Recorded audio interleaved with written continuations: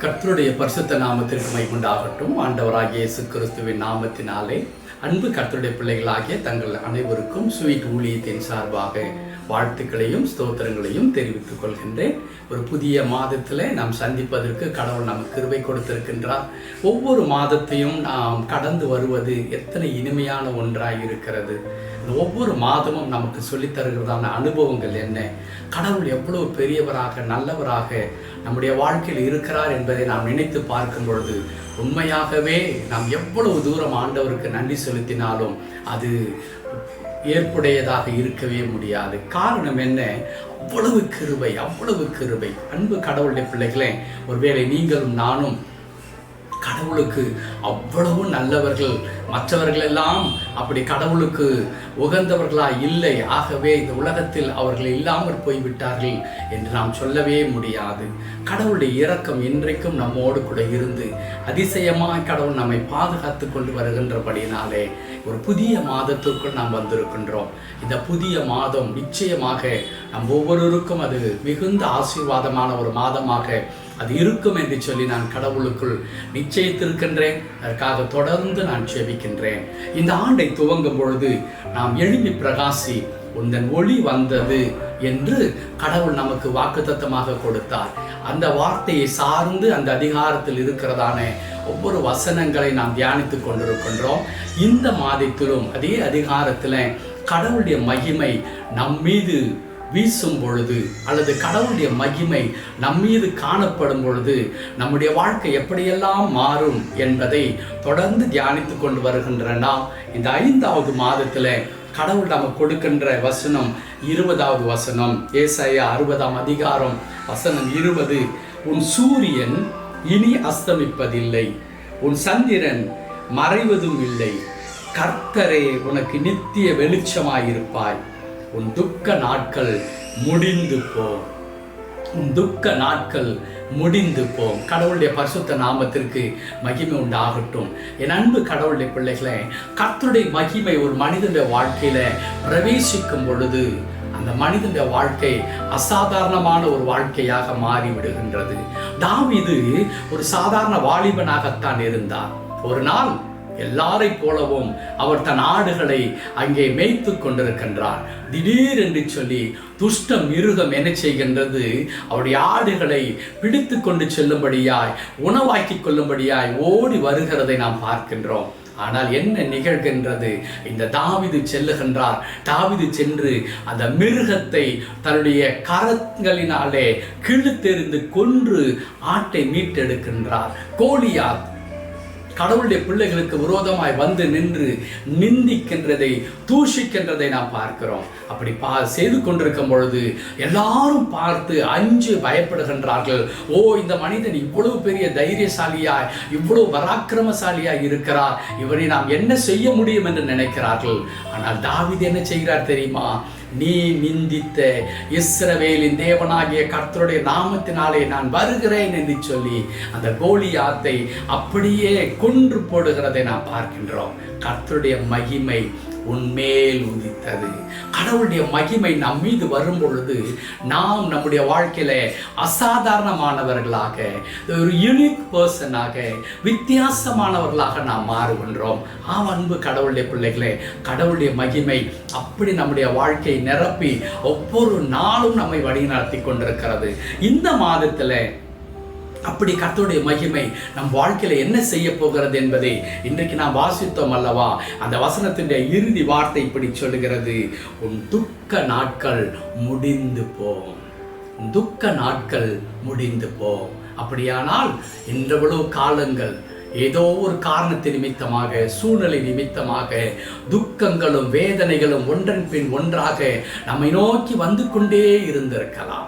வாழ்க்கையில துக்கத்தை தவிர, வேதனையை தவிர வேறொன்றுமே எனக்கு இல்லை, நான் சந்தோஷத்தை நான் பார்த்ததே இல்லை என்று சொல்லி கண்ணீரோடு கூட வேதனையோடு கூட கடந்து வந்து கொண்டிருக்கின்ற மக்களாக நாம் இருந்திருக்கலாம். ஆனால் கடவுளுடைய வார்த்தை சொல்லுகிறது, உன் துக்க நாட்கள் முடிந்து போம் என்று சொல்லி நம்முடைய துக்கத்தை சந்தோஷமாய் மாற்றுகின்ற கடவுள் நம்முடைய கடவுள். நம்முடைய துன்பத்தை இன்பமாக மாற்றுகிற கடவுள் நம்முடைய கடவுள். கர்த்தருடைய மகிமை நம்மீது வரும் பொழுது அன்பு கடவுளுடைய பிள்ளைகளே, நம்முடைய எல்லா விதமான துன்பங்கள் நீங்கி போம், நம்முடைய எல்லா விதமான கசப்புகளும் கண்ணீர்களும் மறைந்து போம். ஏன் தெரியுமா? ஆண்டவர் சொன்னார், உங்கள் இருதயம் கலங்காமலும் பயப்படாமலும் இருப்பதாக நீங்கள் என்னிடத்திலே நம்பிக்கையாய் விசுவாசமாய் இருங்கள் என்று சொன்னார். இந்த உலகத்திலே நாம் கலங்கும்படியாய், கண்ணீர் வடிக்கும்படியாய், நாம் வேதனைப்படும்படியாய், கஷ்டப்படும்படியாய் அநேக காரியங்கள் நம்மை சூழ்ந்து கொண்டு வந்து நம்மை வேதனைப்படுத்துகின்ற ஒன்றாக இருக்கலாம். ஆனால் கர்த்தர் மீது நாம் விசுவாசம் வைத்து கடவுளை நாம் நோக்கி பார்க்கும் பொழுது, என் அன்பு கடவுளுடைய பிள்ளைகளே, என் சமாதானத்தை உனக்கு தருகிறேன், உலகம் கொடுக்கிற பிரகாரம் அல்ல என்று சொன்ன கடவுள் தம்முடைய சமாதானத்தினாலே நம்மை நிரப்புகின்றார், மகிழ்ச்சினாலே நம்மை நிரப்புகின்றார், சந்தோஷத்தினாலே நம்மை நிரப்புகின்றார், நம்முடைய துக்கத்தை எல்லாம் மாற்றி போடுகின்றார். ஆகவே இந்த 5வது மாதம் என்பது எப்படி இருக்க போகிறது? நம்முடைய வாழ்க்கையில துன்பமெல்லாம் ஒரு முடிவுக்கு வந்து, நம்முடைய கண்ணீரெல்லாம் ஒரு முடிவுக்கு வந்து, நம்முடைய வேதனையெல்லாம் ஒரு முடிவுக்கு வந்து, ஒரு அற்புதமான ஒரு மாதமாக அது இருக்கும் என்பதில் எந்த விதமான ஐயமும் நமக்கு தேவையே இல்லை. ஏனென்றால் ஏதோ ஒன்றை அந்த மாதத்திற்கு சந்தோஷத்திற்காக கொடுக்கப்படுகிற ஒரு வார்த்தை அல்ல. கர்த்தருடைய வார்த்தை வெறுமையா என்னிடத்திற்கு திரும்பாது, நான் நினைத்த காரியங்களை அது வாய்க்கும்படி செய்யும் என்று எழுதப்பட்டிருக்கிறது. அது மாத்திரமல்ல, வானத்திலிருந்து பொழிகிற நீர், மழை நீர் எப்படி பூமியை நினைத்து அந்த பூமியிலே புல் பூண்டுகளை வளரச் செய்கிறதோ, அதே வண்ணமாய் என் வார்த்தை இருக்கும் என்று சொல்லப்பட்டிருக்கிறது. அவ்விதமாய் அன்பு கடவுளுடைய பிள்ளைகளே, இன்றைக்கு கர்த்தருடைய வார்த்தை சொல்லுகிறது, உன் துக்க நாட்கள் முடிந்து போம். அப்படியானால் நிச்சயமாக நம்முடைய துக்கங்களுக்கும், நம்முடைய கண்ணீருக்கும், நம்முடைய வேதனைக்கும் ஒரு முடிவு இருக்கிறது என்பதை நாம் மறந்துவிட வேண்டாம். ஒரு முடிவு உண்டு. ஆகவே நாம் கடவுளை நோக்கி பார்ப்போம். கர்த்தருடைய மகிமையினால் ஒவ்வொரு நாளும் நம்மை நிரப்பும்படி ஆண்டவரிடத்தில் கேட்போம். ஆண்டவரே, உம்முடைய மகிமையினால் என்னை நிரப்பும் சாமி. காலையில எழும்பி நாம் எப்படி ஆயத்தமாகி நேர்த்தியான உடைகளை அணிந்து கொண்டு நாம் வெளியே புறப்படுகிறோமோ, அதே வண்ணமாய் ஒவ்வொரு நாளும் ஆண்டவரே, உம்முடைய மகிமையினால் என் வாழ்க்கையை நிரப்பும், உம்முடைய மகிமை என்னை நிரப்பட்டும் ஆண்டவரே என்று கேட்போம். அப்படி மகிமை வரும் பொழுது துக்கம் மாறிப்போம். கர்த்தருடைய மகிமை வரும் பொழுது கண்ணீர் மாறிப்போம். கர்த்தருடைய மகிமை வரும் பொழுது எல்லா விதமான தோல்விகளும், அவமானங்களும், நிந்தைகளும் மாறிப்போகும். ஆகவே கடவுளுடைய மகிமையாலே நாம் நிறைந்த மக்களாக நாம் இந்த மாதத்தை நாம் சந்திப்போம். எப்படி நான் குறிப்பிட்ட வண்ணமாய் தாவீது தம்முடைய மகிமையினால் நிரம்பினவராக கோலியாத்தை சந்தித்து, அந்த துஷ்ட மிருகத்தை சந்தித்து ஜெயம் பெற்றாரோ, அதே வண்ணமாய் கர்த்தருடைய மகிமையினால் நிறைந்தவர்களாய் நம்முடைய வாழ்க்கையை எடுத்து செல்வோம். கடவுள் அற்புதங்களை செய்வார். ஜெபிக்கலாமா? கிருபை நிறைந்த நல்ல ஆண்டவரே, உம்மை துதிக்கிறோம், உமக்கு நன்றி செலுத்துகிறோம். கடவுள் எங்களுக்கு கொடுத்த இந்த புதிய மாதத்திற்காய் ஸ்தோத்திரம். இந்த புதிய மாதத்தின் ஒவ்வொரு நாளையும் கடவுள் பொறுப்படுத்திக் கொள்ள போறதுக்காய் ஸ்தோத்திரம். கடந்த நாட்கள் எல்லாம் கடவுள் எங்களோடு இருந்து எங்களை வழி நடத்தின கடவுள் இந்த புதிய மாதத்திலும் ஆண்டவரை புதிய கிருபைகளை தருகிற கடவுள் ஆண்டவரே, இந்த புதிய மாதத்தில் நம்முடைய மகிமையங்களை நிரப்பும் பொழுது என் துக்கங்கள் எல்லாம் மாறிப்போம் ஆண்டவரே, என்ற துன்பங்கள் மாறிப்போம், உன் துக்க நாட்கள் முடிந்து போம் என்று சொல்லி நீர் கொடுத்த வாக்குத்தத்தற்காய் ஸ்தோத்திரம். அடியனோடு இணைந்து ஜெபித்துக் கொண்டிருக்கிற என் அன்பு கடவுளுடைய பிள்ளைகள் ஒவ்வொரு நீர் கண்ணோக்கி பாருங்க ஐயா. உமது பிள்ளைகளுடைய வாழ்க்கையில கர்த்தாவே, உம்முடைய மகிமையின் கரம் இறங்கி வந்து அவருடைய துக்கத்திற்கு காரணமான, துன்பத்திற்கு காரணமாய் இருக்கிற, கண்ணீருக்கு காரணமா இருக்கிற எல்லா பிரச்சனைகள் மாறி போகும்படியாய் ஜெபிக்கிறையா. உமது பிள்ளைகளை ஆசீர்வதித்தரணும். இந்த மாதத்தின் ஒவ்வொரு இமைப்பொழுதும் உமது பிள்ளைகளை நீர் பொறுப்படுத்து பலப்படுத்த வேணும் என்று ஜெபிக்கின்றேன். உமது அடியார் எல்லா தேவைகளும் உமக்கு தெரியும் சாமி.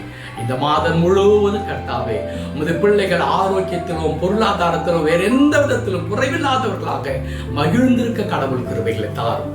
திருக்கரத்தில் அர்ப்பணிக்கிறேன். கர்த்தர் பொறுப்படுத்திக் கொள்ளும். மீட்ப நாமத்தில் ஜெபிக்கிறோம் எங்கள் நல்ல பிதாவே. ஆமென், ஆமென். நம்முடைய கர்த்தராகிய இயேசு கிறிஸ்துவின் கிருபையும், பிதாவாகிய தேவனுடைய அன்பும், பரிசுத்த ஆவியானவரின் ஐக்கியம், சமாதானம், வழிநடத்துதல், ஆசீர்வாதம், அரவணைப்பு நம் அனைவரோடும், நம்முடைய எல்லா தேவைகளோடும் இந்த மாதம் முழுவதும் நீடித்து நிலைத்திருந்து நம்மை வழி நடத்துவாராக. ஆமென், ஆமென். May God bless you all. Thank you very much.